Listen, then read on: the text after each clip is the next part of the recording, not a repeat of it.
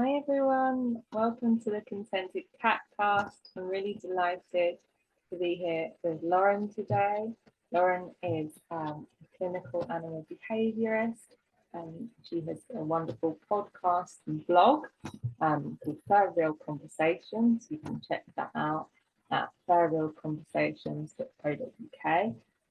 She's a member of the Association of Pet Behaviour Counsellors, an ABTC, clinical animal behaviourist, and an ABTC registered animal training instructor. So she definitely knows her stuff.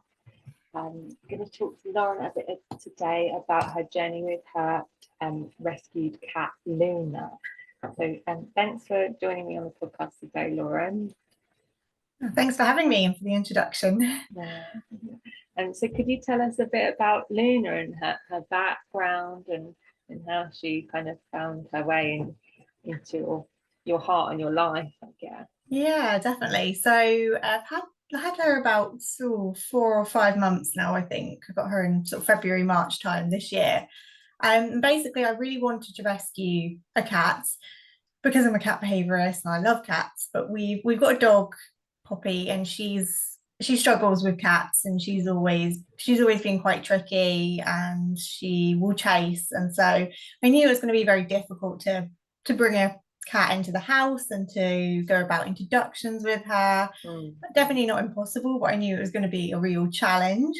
We're lucky enough to have a few acres of land and some outbuildings. So I thought I've got a really great opportunity here to offer a cat a home who isn't necessarily going to be suited to an indoor lifestyle. So they might struggle to live with people and they might need their own independence, but they need somewhere where they can be monitored and fed and have veterinary care if necessary and have shelter. So the basics, but they're able to kind of live their own life. Yeah. So I went to my local RSPCA branch and I said, like, this is what I'm after. Have you got any cats that fit the bill? I said, I'm not particularly not fast age, breed, color, like whatever, just a cat who's gonna thrive off an independent outdoor lifestyle. So they went away and they came back to me and they said, we've got this one cat who was initially rescued as part of she was in a feral colony as a kitten and she was taken in as part of a trap new to return program, and because she was so young they decided to not return her back to the feral colony and to try and keep her and socialize her and raise her as hopefully a pet cat. Unfortunately, I don't think she really was suited to a pet cat lifestyle at that point. She went into a foster home, from my understanding, and she really sort of struggled. She struggled to settle, and she was clearly not feeling comfortable with interactions with humans. Sure. So she went into a cattery, and then again she was tolerant of people, but she was hiding a lot and she was hissing and grumbling and just really showing quite fearful body language around people from the videos I've seen. So they weren't really sure what to do with her and where to go with her, because it was coming quite apparent that she wasn't going to be suited to going away and living in a pet home and that she would probably struggle to settle. So they said, we think she might be suitable. Are you interested in her? So I said, yes, yeah, it sounds like it might be a good fit. So yeah, I went to collect her and that was that. So I brought her back and she was clearly very, very frightened little cat. She was, I think they had a real struggle getting her in the carrier. They actually said to me, we're gonna leave her in our carrier that we've got ready for you rather than switching her over into yours, because she's so stressed out by it, which is really, really sensible decision, just to try and reduce stress as much as possible. Because obviously moving in general is super stressful. Cats, let alone a really frightened, anxious cat who's quite scared of the world and scared of humans. So it was a massive deal for her, and I was really aware of that when I got her back and thinking I need to just try and make this as stress-free as possible for you. Yeah. How did you do that? So we've got kind of an outdoor garden office building type thing, which is set up. So that was where I had decided to initially leave her for 3 to 4 weeks just to help her settle in before giving her outdoor access, just because it's just important to make sure she had somewhere familiar and that she knew that that was where she was going to be fed, because if we just let her straight out, she'd possibly just disappear and not come back.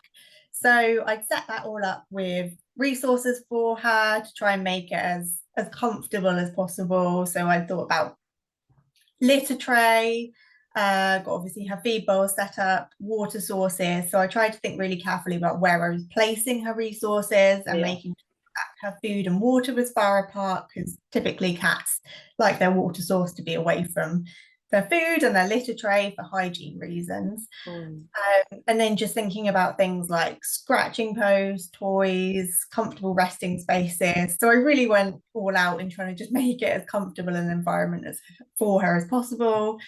And I was quite aware that spending 3 weeks inside for a cat who's struggling is quite a lot. So I wanted to try and provide lots of opportunities for her to have the opportunity to practice normal behaviours. So, for example, like scratching and jumping and playing, just trying to provide that as best as I could. And then basically what I did was I just put her carrier down in the room, lifted the lid up and just went and just left her to settle in, because I was really, really aware that she was frightened of humans and that I was a massive stressor for her. So I wanted to try and give her time to settle and get used to her new environment without any pressure from me there. So we really just left her to it, and I had a camera up so that I could monitor her. Brilliant. Yeah. Was she scratching or jumping or? So initially, when she first, it took about probably an hour for her to come out the carrier. So I just left her in it and opened the lid so she could come out on her own terms when she felt comfortable. It took about an hour. And then she came out and she went straight to hide under, we've got a sofa in there, and she went straight to hide underneath there. And she didn't come out until it got dark. And that's obviously a sign that she was really quite worried, and it's understandable. It's a massive change for her in an unfamiliar environment. So yeah, and then when it went dark, she came out and she would start to explore the environment, and she'd eat her food and use the litter tray and have a play, and she'd come out and she'd sit up on one of the cat shelves I put up. So she really did come out of her shell when it got dark, which was really nice to see. Yeah. But then during the day, as soon as the sun would come up, she would go back and hide, and she would spend most of the day hiding. So I was aware that she was really, really still quite scared and worried. So basically that's what I just do. I would go in, I would feed her and do what I needed to do with her litter tray, top up her water, and then just leave her to it and just do that as quickly as I possibly could and then leave. And it started off that for probably the first 2 weeks, she would hide up during the day and then come out at night. So it was really nice having the camera up to be able to actually watch her overnight and sort of see her come out and be able to be a cat and play and explore. And yeah, that was really, really nice. And then after about 2 weeks, she started to become a little bit braver during the day, and she would, as long as she thought no one was around, she would come out and have a little bit of an explore during the day. So it was nice to see that confidence starting to build. But yeah, it was by no means a quick process. It really was gradual. So she started to get a bit braver, but anytime when I had to go in to do her food and do her clean out her litter box, she would go and hide straight away. So yeah, during that time I was just really focused on trying to be there as little as possible, just to let her get familiar and feel settled. But I would go in, and each day I try and add like a new little enrichment activity for her. So I just something to make the environment interesting and to help her feel a little bit confident and just give her an opportunity to try and explore when she did feel comfortable enough to come out. And yeah, then do you remember what kind sorry. of enrichment? What do you remember? What kind of enrichment things? So I was trying to balance it out. So I do some food enrichment. So like toilet tube holders are really great. So I just put a few treats in there, and she had to kind of figure out how to pour the treats out. I would bring a box in with, and I would just go and collect things from the outdoors. So like feathers, sticks, like just things that might have scents on, and like give her that box in there to have a bit of an explore. And she would go and I could see her on the camera, like having a good sniff of it and a little rummage around. Scratching opportunities. So I would put some sort of logs in so that she could have a more natural substrate to scratch on. I've sort of got it on my Instagram highlights because I would try and come up with something interesting and new each day, and then I would sort of try and rotate it around a little bit so I wasn't leaving too much in there at once to overwhelm her. And I think that was really important. And I do think it made a big difference during those first few weeks when she was in that indoor environment. And it was obviously less than ideal because she was really scared and really spending a lot of time hiding up, probably experiencing a negative emotional state, which isn't ideal. And then got to about the 4-week point, which is when it's typically advised that it's okay to allow the cat outdoor access, because hopefully they're familiar enough to know that that's where their food is. So I decided to take the leap and give her outdoor access at that point, because I did feel like she was starting to get more confident during the day, and I felt like she was starting to climb the walls almost a little bit, despite all the enrichment I was putting in. I could just tell she was needing a little bit more and starting to struggle. So we put a cat flap in beforehand. So I opened that up to give her outdoor access, and initially we just propped it open just to make it nice and clear, because I wasn't sure if she'd ever seen a cat flap before. She quickly went out and didn't see her at all, and it was such an anxious time for me. I was like, oh, like, are you going to come back, or are you just going to disappear? I was so anxious, just checking the camera constantly, like, has she come back, and she did. She would come back at night. We wouldn't see her around at all, so I absolutely no idea where she went or what she did, but getting familiar with the new environment. And we're very lucky that we're very rural, so she's got just acres of fields to explore, which is lovely. Oh wow. Yeah, and then she would come back at night and she would have her food and she would spend a bit of time in there. She would rest, which would be quite nice to see. So yeah, I was quite happy that she was settling in and that she was coming back. But she certainly really was proving to be quite elusive. She clearly at this point did not want any human contact at all. On the odd time that there was one point I remember where I would approach to go and feed her, not realizing that she was in the office where she has all her resources.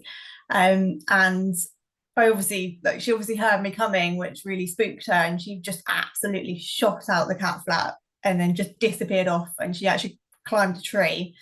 So that was the first time I'd really seen her out and about, and it was quite clear then that she was really just still absolutely struggling and not wanting to be around humans. So at this point I was thinking, I think she's just going to be an outdoor cat who she'll just do her own thing and she'll come for her food, but she's never going to really want any kind of interaction with humans, which was absolutely fine because I knew there was a chance of that when I'd initially thought, I'm going to take on an outdoor cat, because sometimes if they are more of a true feral type, they are generally very avoidant of humans and don't want that interaction. So I had really got my head around that, and I thought, no, this is absolutely fine. I'll feed her and just monitor her and she can live her own life.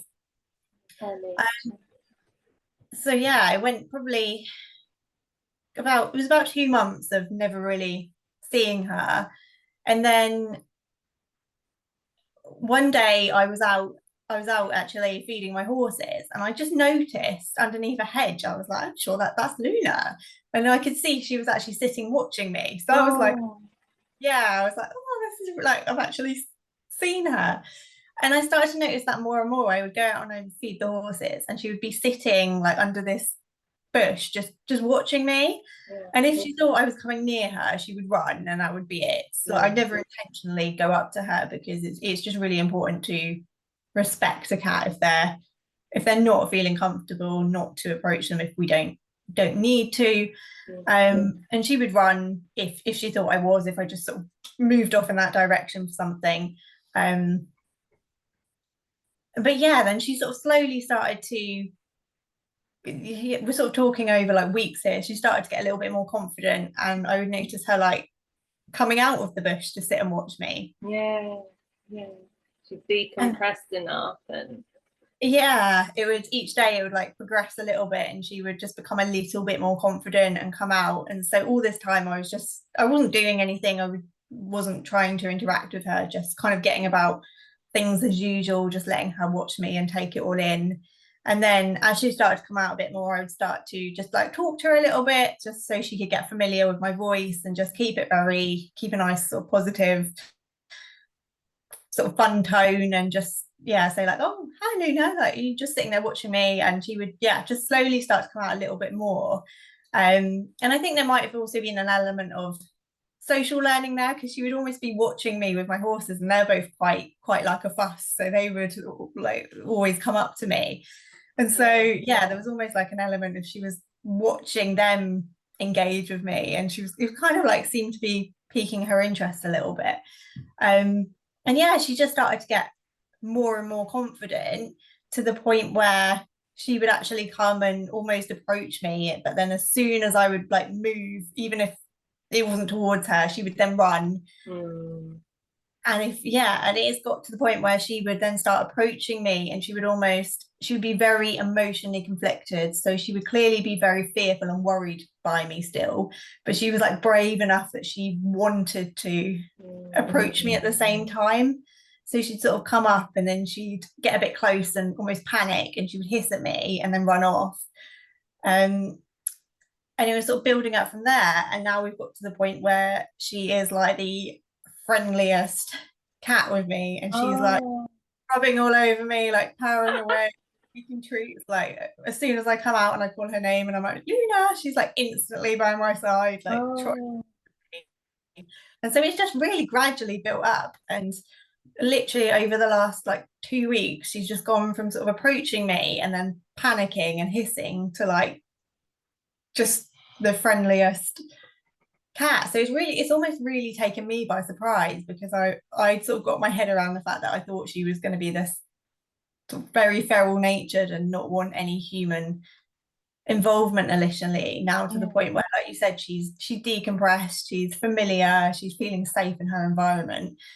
And she just seems to have really decided that I'm actually quite safe. And yeah, she's really keen to interact with me now, which is really nice. amazing. Yeah, less is more. Absolutely. Yeah. It's been Mm, so tough at times to just not push things like it, mm, especially I think after she started to show a little bit of inclination to watch me and approach me. It's so easy to want to go towards them and to give yeah, them some attention okay. and encourage them. But actually, yeah, I think I've got to the point where I'm at for just really staying calm, and almost just like I'll talk to her a little bit, but I've not made any attempt to approach her or to interact with her. And because yeah, as soon as I would go initially towards her, she would then have that panic and she would become quite conflicted, and that's when she'd hiss at me, and that was her way of sort of saying, I'm like, I'm not sure. I'm sort of feeling like you might be safe, but I'm still not quite sure. So I'm Yeah, yeah, but yeah, so I'm really pleased now. She's like a complete, I'm still not sure. I still think she's suited to a really outdoor life, because she's still quite wary of other people in general. And I mm, think she would find a home really overwhelming to be in. Yeah. But yeah, I think she's living the best life at the moment. Oh, She's bless her. What a journey. Yeah. yeah, Yeah. Because obviously she wouldn't have had, experiences of the home environment, washing machine, tumble dryer, music, all those little things. Um, yeah, the there's so much to necessity. think about. Yeah. Yeah, I mean, she spent a little bit of time, from what I believe, in a foster home, but it didn't work out, and I don't have a huge amount of information. But yeah, I think it's safe to assume that when she was in that, she probably wasn't in a great emotional state much of the time. So it's yeah, difficult that the experience she had probably overall wasn't a very good one. Through no fault of obviously the fosterers or No. the cattery. It's just really difficult when you've got a cat who is feeling really scared and frightened and not comfortable in the environment. If they don't have that space and that choice to actually slowly get used to things, it's really, really hard. Yeah. Choice is kind of paramount for cats, isn't it? As, as a prey and predator species, they need that choice to kind of assess the situation, get away from it if they need to. Yeah, that's it. And I think because I've shown Luna that she's always had that choice. So if she's ever Mm. felt overwhelmed, she's always been able to escape, and I've never put any pressure on her at all. So even at first, when she was coming up to me and sort of rubbing all over me and purring away, even then I was like, I'm not gonna make any effort to touch you or stroke you because that's probably Mm. gonna be too much. So yeah, it's only now that she's really like climbing up on my lap and really I'm like, Oh, okay, and she's but yeah, I've really tried to resist actually going in too soon just to make it very clear that like, I am safe and I am going to respect yeah. your choice. That if you don't want me doing this, I'm not going to push you. And that's really worked because she's built that bond with me and that trust. And she now knows that actually she's got that choice, and that if she is feeling like anything's too much, she can disappear and do what she wants to do. Yeah. Yeah. Oh, sounds like you really thought it through, and it's great that you obviously did the cat flap before she arrived, so she didn't have to have that, builders coming around and installing that and lots of noise. And yeah. Yeah, I mean, things always happen. I tried to sort of think it through as much as possible. I mean, yeah, I think things always crop up. And one thing I hadn't really considered was that I got a microchip cat flap, thinking that, well, it's quite handy to have in case you get issues with other cats wanting to come in. Mm. But I hadn't actually considered how I was going to set it. Um, so initially I thought, right, okay, I'm just not going to set it because there's no way I'm going to be able to. It's just going to be way too much for her to get hold of her, and it's probably just not going to be Right. safe for me to do to get hold of her. Mm. Um, and initially there wasn't any need to anyway, but a few months ago, sort of, well, probably a couple of months ago now, sort of just before the point of she started to sit out watching me and become a little bit more interested, we actually had an incident where another cat had started to be seen around and came in through the cat flap when she was in the office, and it was caught on Mm. camera. And this other cat, who I think is known as a little bit of a neighborhood bully, Mm. came in, and it really did go for her, and they had a bit of a scrap, and she was really, really frightened, so she put her all up the wall, and she managed to escape and run out, but the other cat was straight after her. Yeah. So it was really not. It's never nice to hear cat fights, is it, or see them? But Mm. they can be quite nasty to listen to and see. So yeah, it was not nice to watch. Um, but from that point, I thought, right, I've got a bit of a problem here because I don't want other cats to be invading what I want to be her space and her safe Mm. space, because she is that outdoor cat. I do want her to have somewhere she can go, and I want her to feel like that's a safe space. Particularly, it's not so bad at the moment with it being summertime, but when it comes to winter, I really want her to have somewhere Mm. sheltered that she can go. So I was thinking, right, how am I gonna go about this? Um, so I was sort of considering different options, and I spoke to my vets, and they said that they were happy to try and give me something that I could put in her food to sedate her, or have a bit of a sedative anti-anxiety effect, so that I could then, if necessary, just try and get hold of her, set the microchip cat flap, and then sort of, it's still not going to be a nice experience, but try and make it as less stressful as possible. Yeah. So I was considering doing that, but then it started to get to the point where she actually started to approach me and become a little bit more interested. So I thought, no, I'm going to hold off, because I really don't want to ruin where I'm at with this. While we're at this point, I don't want to then break it and ruin that by really stressing her out unnecessarily. So I was feeding her outside at this point, because she was really worried about going in the office after this incident with the cat. So I wanted to make sure that she could eat in comfort and wasn't sort of feeling conflicted around eating. But yeah, it wasn't ideal. But actually, once she started to get close enough to me, what I was able to do is just use treats to encourage her to stick her head through the cat flap, which works really well. So I managed to get it registered and the cat flap set to her chip, which was great. Unfortunately, that did have a bit of a drawback of, I don't know if you know, the microchip cat flaps can have quite a click to them when it registers the chip. And so it made that click, which really spooked her. And I wasn't necessarily expecting that, so I hadn't prepared for it. So now we're going through the process of really trying to build her confidence around the cat flap, and actually, because she's that really quite frightened her. So I'm just trying to really make the cat flap positive by just leaving treats around it, and just what I'll do is I'll just gently sort of knock the cat flap and then give her a treat, and repeat that. So I'm just trying to build up a nice positive association with the cat flap, which is a work in progress. So at the moment she's just got the window open, and that's how she goes in and out. But yeah, it's a bit of an ongoing process. Any cat flap companies are listening, think about that in your designs, please. It'd be great if there was like a way to set it without actually needing to like scanning the chip and then scanning the cat flap. Because it was just, it hadn't even crossed my mind beforehand. Like, I think that's the thing, is that you can be as prepared as you want, but there's always going to be problems that creep in. And 100%. So that was a bit of a challenge but yeah, we're getting there. She's still not going through the cat flap by choice, but she's showing a lot more interest, and she'll sort of nudge her head to it. So we're building it up. And my goal is to try and get to the point of her using it sort of before winter sets in. So we will see how that goes.